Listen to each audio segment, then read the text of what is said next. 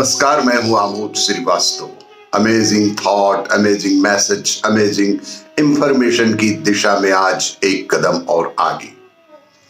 आज के इस जानकारी का विषय है दादा नाना के सेहतमंद होने का राज।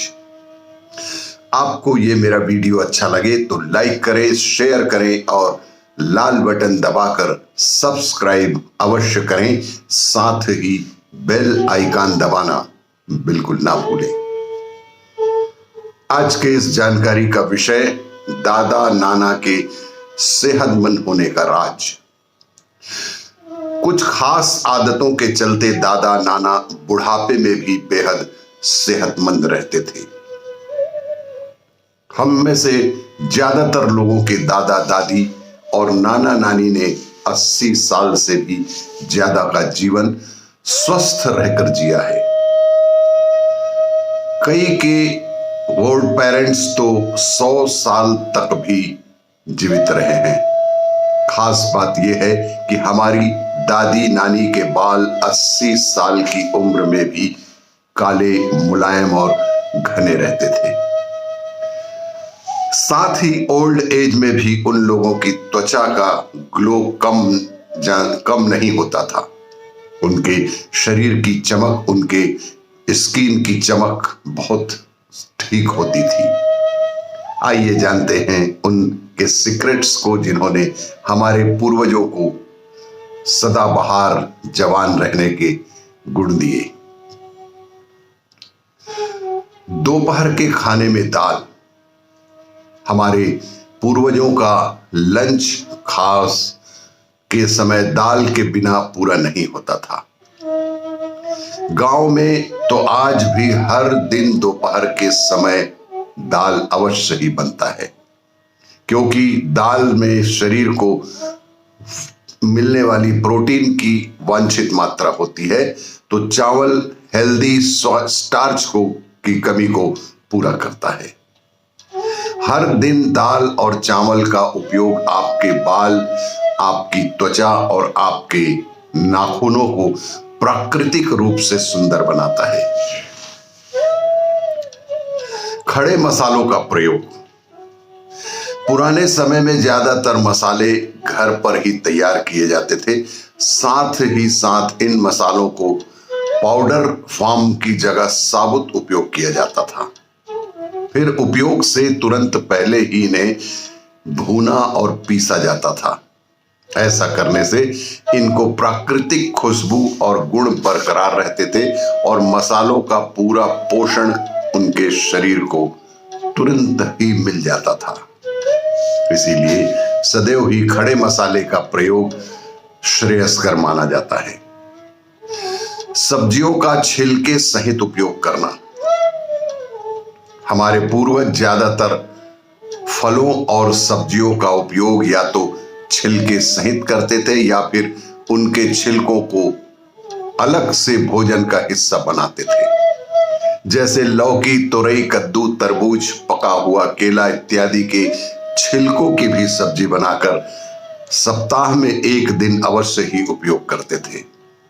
ऐसा इसलिए क्योंकि छिलकों सहित सब्जी और फलों का अपना अलग ही उपयोग और गुणधर्म माने जाते हैं। और फलों का उपयोग करने से हमारे शरीर में पर्याप्त मात्रा में फाइबर्स प्राप्त होते हैं। फाइबर्स वे महीन रेशे होते हैं जो पाचन को सही बनाए रखते हैं। यही फाइबर हमारे शरीर में पाचन तंत्र को मजबूत और स्वस्थ बनाता है। अगले क्षण, अगले कड़ी में छाछ, लस्सी, तांबे का बर्तन।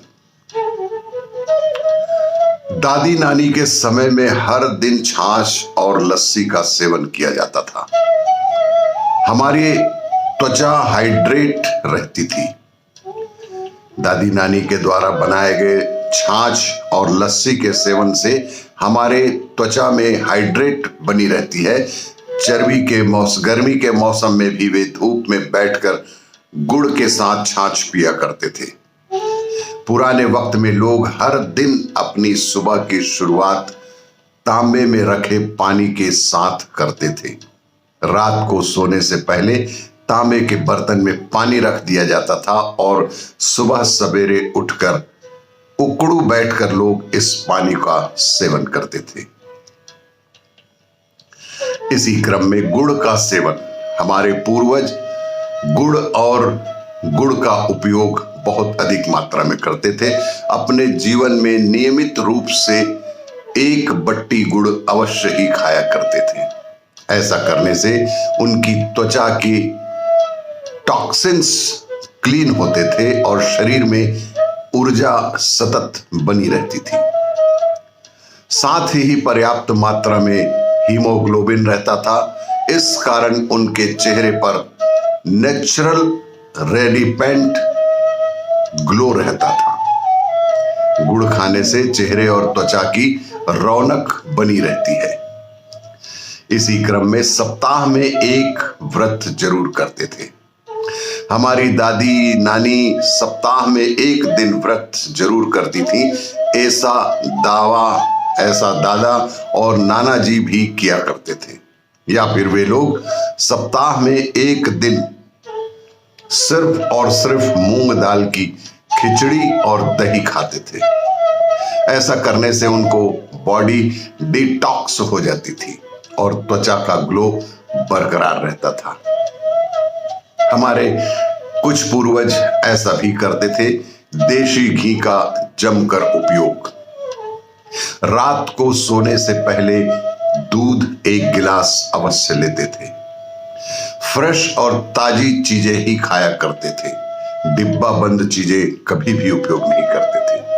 और साथ ही साथ मौसम के हिसाब से सब्जियों का उपयोग किया करते थे। और शायद इसीलिए हमारे दादा दादी नाना नानी कम से कम 80-90 वर्ष तो अवश्य ही चलते फिरते स्वस्थ जीवन जी पाते थे। आपको ये मेरा वीडियो अच्छा लगे तो लाइक करें, शेयर करें और लाल बटन दबाकर सब्सक्राइब अवश्य करें। धन्यवाद।